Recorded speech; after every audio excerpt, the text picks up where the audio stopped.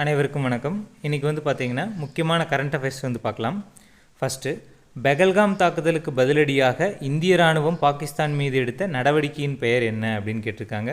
Operation Sindoor அப்படிங்கிற பேரில் தான் நடவடிக்கை எடுத்திருப்பாங்க. சமீபத்தில் நம்ம எல்லாருக்குமே தெரியும், பெகல்காம் அப்படிங்கிற இடத்துல ஜம்மு காஷ்மீரில் தீவிரவாதிகளால் 26 சுற்றுலா பயணிகள் வந்து சுட்டுக் கொல்லப்பட்டார்கள். ஸோ அதற்கு வந்து பதிலடி கொடுக்கும் விதமாக இந்திய இராணுவம் ஆப்ரேஷன் சிந்தூர் அப்படிங்கிற பேரில் நடவடிக்கைகள் வந்து எடுத்திருப்பாங்க. ஸோ அதனால் கொடுத்துருக்காங்க. அதே மாதிரி ஆப்ரேஷன் காவேரி அப்படிங்கிற திட்டம் எதுக்காக அப்படின்னா, ஸோ எதுக்காக கொண்டு வந்திருப்பாங்க அப்படின்னா, ரஷ்யா உக்ரைன் வாரில் வந்து நம்ம இந்தியர்களை மீட்பதற்காக கொண்டு வரப்பட்ட ஒரு திட்டம் தான் ஆப்ரேஷன் காவேரி அப்படிங்கிற ஒரு திட்டம். அடுத்தது, ஆப்ரேஷன் சிந்தூர் நடவடிக்கையில் 2 பெண்கள் வந்து ஈடுபட்டிருப்பாங்க. ஸோ அவங்க யார் யார் அப்படின்னு சொல்லி கொடுத்துருக்காங்க. சோபியா குரேஷி அப்படிங்கிறவங்க, இன்னொருத்தவங்க வியோமிகா சிங். இவங்க 2 பேர் வந்து முக்கிய பங்காற்றியிருப்பாங்க. இதில் சோபியா குரேஷி அப்படிங்கிறவங்க இராணுவ கர்னலாக இருக்காங்க, குஜராத்தை சேர்ந்தவர். அதே மாதிரி வியோமிகா சிங் அப்படிங்கிறவர் விமானப்படை கமாண்டராக இருக்காங்க, உத்தரப்பிரதேசத்தை சேர்ந்தவர். ஸோ இது போக நம்ம வெளியுறவுத்துறை செயலாளரான விக்ரம் சிங் அவர்கள், இந்த 3 பேருமே வந்து முக்கிய பங்காற்றியிருப்பாங்க. அடுத்தது, திமுக வந்து தமிழகத்தில் முதலில் ஆட்சியை பிடித்தது எப்போது அப்படின்னு சொல்லி கேட்டிருக்கிறாங்க. ஸோ 1967 தான். இந்த திமுக கட்சி அப்படிங்கிறது எப்பொழுது தொடங்கப்பட்டிருக்கும் அப்படின்னா, செப்டம்பர் 17, 1949 அறிஞர் அண்ணா அவர்களால் தொடங்கப்பட்ட ஒரு கட்சி தான் இந்த திமுக. இது திராவிடர் கழகத்தில் முதல்ல இருந்திருப்பார். ஸோ அதில் பெரியார் அவர்களுக்கும் இவருக்கும் சில கருத்து வேறுபாடு ஏற்பட்டிருக்கும். ஸோ அதனால் அதிலிருந்து பிரிஞ்சு செப்டம்பர் 17, 1949 திமுக அப்படிங்கிற கட்சியை வந்து தோற்றுவிச்சிருப்பார். செப்டம்பர் 17 அப்படிங்கிறது பெரியார் அவர்களுடைய பிறந்த தினம்தான். ஸோ அந்த தினத்தில் ஆரம்பிச்சிருப்பார். ஸோ அதற்கப்புறம் 1952 நம்ம இந்தியாவில், சுதந்திர இந்தியாவில் முதல் பொது தேர்தல் நடந்திருக்கும். அதில் வந்து பங்கேற்றிருக்க மாட்டார். அதுக்கு இந்த கட்சி பங்கேற்றிருக்காது. அடுத்தது 1957 தான் முதல்ல வந்து தேர்தலில் வந்து போட்டிகிட்டு இருப்பாங்க. சரியாக 10 வருஷம் கழித்து 1967 தமிழ்நாட்டில் வந்து ஆட்சியை பிடிச்சிருப்பாங்க. ஸோ இவருடைய காலகட்டத்தில் நிறைய திட்டங்கள் வந்து கொண்டு வந்திருப்பார். முக்கியமாக சொல்லணும் அப்படின்னு சொல்லி பார்த்தீங்கன்னா, மெட்ராஸ் மாநிலம் அப்படின்னு சொல்லி இருந்தது தமிழ்நாடு அப்படின்னு சொல்லி பெயர் மாற்றம் செஞ்சது இவருடைய காலகட்டத்தில் தான். அதே மாதிரி சுயமரியாதை திருமண சட்டம் அப்படிங்கிறது 1968 கொண்டு வந்திருப்பார். அதே மாதிரி நம்ம தமிழ்நாடு அரசு அப்படிங்கிற இருக்கு இல்லையா, லட்சணை. ஸோ அதில் சத்தியமேவே ஜெயதே அப்படின்னு சொல்லி முதல்ல இருந்திருக்கும். அதை வந்து வாய்மையே வெல்லும் அப்படின்னு சொல்லி பெயர் மாற்றம் செஞ்சது இவருடைய காலகட்டத்தில் தான். அதே மாதிரி படியரிசி திட்டம் அப்படிங்கிறது கொண்டு வந்திருப்பார். அதுக்கப்புறம்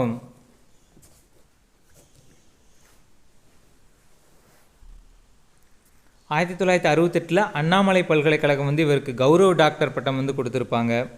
அதுக்கப்புறம் போக்குவரத்தை வந்து தேசியமயமாக்கியிருப்பார். அதே மாதிரி குடிசை மாற்று வாரியம், இந்த மாதிரி நிறைய திட்டங்கள் வந்து இவருடைய காலகட்டத்தில் வந்து நடந்திருக்கும். 2 ஆண்டுகள் வந்து முதல்வராக இருந்திருப்பார். பிப்ரவரி 3, 1969 வந்து இவர் இறந்திருப்பார். ஸோ இவருடைய இறப்புக்கு அப்புறம் நாவலர் நெடுஞ்செழியன் அப்படிங்கிறவர் வந்து தற்காலிக தமிழகத்தில் அதிக ஆண்டுகள் முதல்வர் பொறுப்பில் இருந்தது யார் அப்படின்னு சொல்லி கேட்டிருக்காங்க. கலைஞர் கருணாநிதி அவர்கள் தான். ஸோ அண்ணா அவர்கள் வந்து இறந்ததுக்கப்புறம் தற்காலிக முதல்வராக நெடுஞ்செழியன் வந்து பதவியேற்றிருப்பார். ஸோ அதற்கப்புறம் கலைஞர் கருணாநிதி அவர்கள் வந்து 1969 71 வரைக்கும் முதல்வராக இருந்திருப்பார். அதுக்கப்புறம் 71 74 வரைக்கும் இருந்திருப்பார். அதுக்கப்புறம் 89 91 வரைக்கும் இருந்திருப்பார். அதற்கப்புறம் 96 2001 வரைக்கும் இருந்திருப்பார். அதுக்கப்புறம் 2006 2011 வரைக்கும், மொத்தம் அதிக ஆண்டுகள் தமிழகத்தில் முதல்வராக இருந்தது அப்படின்னு சொல்லி கேட்டாங்கன்னா கலைஞர் கருணாநிதி அவர்கள் தான். அதே மாதிரி எம்ஜிஆர் அவர்கள் வந்து பார்த்திங்கன்னா 11 ஆண்டுகள் வந்து தமிழகத்தின் முதல்வராக இருந்திருப்பார். 1977 88 வரைக்கும் வந்து இருந்திருப்பார். அடுத்து காமராஜர் அவர்கள் வந்து எத்தனை ஆண்டுகள் முதல்வராக இருந்திருப்பார் அப்படின்னா 9 ஆண்டுகள் வந்து இருந்திருப்பார். 1954 1963 வரைக்கும் இருந்திருப்பார், 9 ஆண்டுகள். ஸோ இதெல்லாமே வந்து ப்ரீவியஸ் இயர் கொஸ்டின் தான். அடுத்தது, ஸ்கால்ப் ஹேமர் ஏவுகணைகளை தயாரிக்கும் நாடுகள் எது அப்படின்னு சொல்லி கேட்டிருக்கிறாங்க. ஸோ ஃப்ரான்ஸ் தான் வந்து இதை தயாரிக்கிறாங்க, ஸ்கால்ப் ஹேமர் ஏவுகணைகளை. இந்த ரஃபேல் போர் விமானம் அப்படிங்கிறது நம்ம ஃப்ரான்ஸ்கிட்ட வந்து நம்ம வாங்கிட்டுருக்குறோம். ஸோ இது வந்து இந்த ஆப்ரேஷன் சிந்தூர் அப்படிங்கிறதுல வந்து முக்கிய பங்காற்றிருக்கிறதா சொல்லியிருக்கிறாங்க. அடுத்தது, எத்தனை ஆண்டுகளுக்கு பிறகு இந்திய இராணுவம் பாகிஸ்தான் எல்லைக்குள் புகுந்து தாக்குதல் நடத்தியுள்ளது அப்படின்னு சொல்லி கேட்டிருக்காங்க. ஸோ 54 ஆண்டுகளுக்கு பிறகு தாக்குதல் நடத்தியிருக்குது அப்படின்னு சொல்லியிருக்கிறாங்க. அடுத்தது ஆப்ரேஷன் சங்கல்ப் அப்படிங்கிற ஒரு திட்டத்தோடு தொடர்புடைய மாநிலம் எது அப்படின்னு சொல்லி கேட்டிருக்காங்க. சத்தீஸ்கர் மற்றும் தெலுங்கானா. அடுத்தது 2025ஆம் ஆண்டில் எத்தனை தமிழ் எழுத்தாளர்களின் நூல்கள் நாட்டுடைமையாக்கப்பட்டுள்ளது அப்படின்னு கேட்டிருக்கிறாங்க. ஸோ 5 நூல்கள் வந்து நாட்டுடைமையாக்கப்பட்டிருக்குது. ஸோ அதே மாதிரி இன்னொரு கேள்வி, ஸோ கலைஞர் கருணாநிதி அவர்களுடைய சுயசரிதை நூல் எது அப்படின்னு சொல்லி கேட்டிங்கன்னா நெஞ்சுக்கு நீதி அப்படிங்கிற ஒரு நூல் தான். இது வந்து 1924 2002 வரைக்கும் இவருடைய வாழ்க்கை வரலாற்றை பற்றி சொல்லியிருப்பார். மொத்தம் 6 தொகுதிகளாக வெளிவந்திருக்கும். அடுத்தது ஆப்ரேஷன் ஹேவக் அப்படிங்கிறது எதோடு தொடர்புடையது அப்படின்னா சிபிஐயோடு தொடர்புடையதுன்னு சொல்லியிருக்கிறாங்க. அடுத்தது நாட்டில் முதல் முறையாக மரபணு திருத்தம் செய்யப்பட்ட நெல் ரகம் எது அப்படின்னு கேட்டிருக்காங்க. DRR ரைஸ் 100 அப்படிங்கிறதும் பியூசா டிஎஸ்டி ரைஸ் 1 அப்படிங்கிறதும், இது ரெண்டும் தான் வந்து இந்தியாவில் முதல் முறையாக மரபணு மாற்றம் செய்யப்பட்ட நெல் ரகம் அப்படின்னு சொல்கிறாங்க.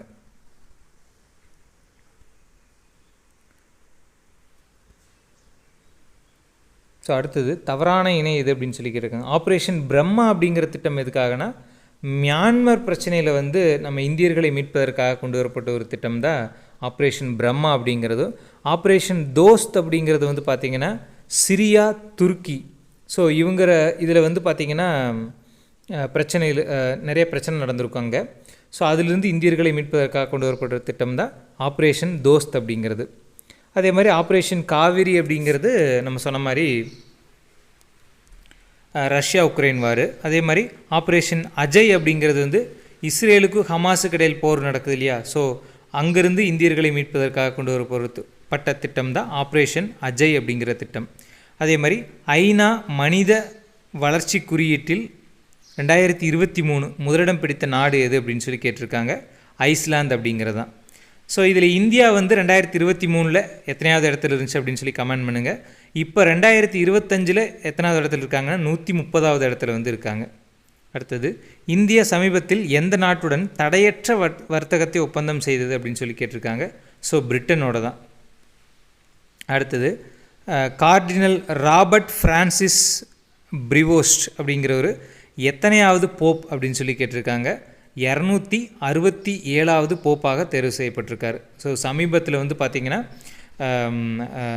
கர்த்தோலிய திருச்சபையினுடைய தலைவராக புதிய போப் வந்து தேர்வு செய்யப்பட்டிருப்பார். இவர் வந்து அமெரிக்காவிலிருந்து தேர்ந்தெடுக்கப்பட்ட முதல் நம்பர் இவர் தான், இந்த ஃப்ரான்சிஸ் பிரிவோஸ்ட் அப்படிங்கிறவர்.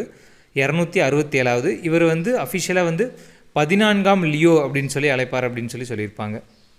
அடுத்தது ஆண்டுதோறும் தேசிய தொழில்நுட்ப தினம் அப்படிங்கிறது எப்பொழுது கொண்டாடப்படுது அப்படின்னா மே 11 வந்து தொழில்நுட்ப தினம் அப்படிங்கிறது கொண்டாடப்பட்டு வருது. டெஸ்ட் கிரிக்கெட்டிலிருந்து விலக சமீபத்தில் ஓய்வை அறிவித்த இந்திய கிரிக்கெட் வீரர் யார் அப்படின்னு சொல்லி கேட்டிருக்காங்க. ஸோ விராட் கோலி அவர்கள் வந்து சமீபத்தில் வந்து அறிவிச்சிருக்காரு. அடுத்தது தேர்தல் ஆணையம் ஏற்கலப்பை விவசாய சின்னத்தை எந்த கட்சிக்கு வழங்கியுள்ளது அப்படின்னு சொல்லி கேட்டிருக்காங்க. ஸோ நாம் தமிழர் கட்சிக்கு தான் வந்து வழங்கியிருக்கிறாங்க. ஸோ இது வந்து தமிழ்நாட்டில் மாநில கட்சியாக அங்கீகரிச்சிருந்தாங்க. ஸோ அதுக்காக இந்த கரும்பு விவசாய சின்னத்தை வந்து கொடுத்துருக்காங்க, ஏற்கலப்பை விவசாய சின்னத்தை வந்து கொடுத்துருக்காங்க.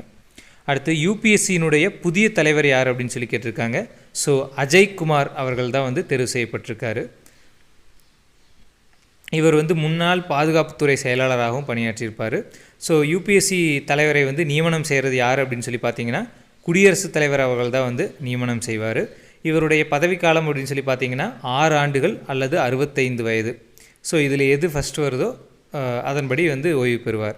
அடுத்தது உலக விண்வெளி ஆய்வு மாநாடு 2025 எங்கு நடைபெற்றது அப்படின்னு கேட்டிருக்காங்க. ஸோ டெல்லியில் தான் வந்து பார்த்திங்கன்னா நடந்திருக்கும். அடுத்தது மத்திய அரசின் புதிய குற்றவியல் சட்டங்களை ஆய்வு செய்ய தமிழ்நாடு அரசு யாருடைய தலைமையில் ஒரு நபர் குழுவை நியமித்துள்ளது அப்படின்னு கேட்டிருக்காங்க. சத்யநாராயணன் அவர்களுடைய தலைமையில் தான் இந்த ஒரு நபர் ஆணையம் அப்படிங்கிறது வந்து அமைக்கப்பட்டிருக்கும்.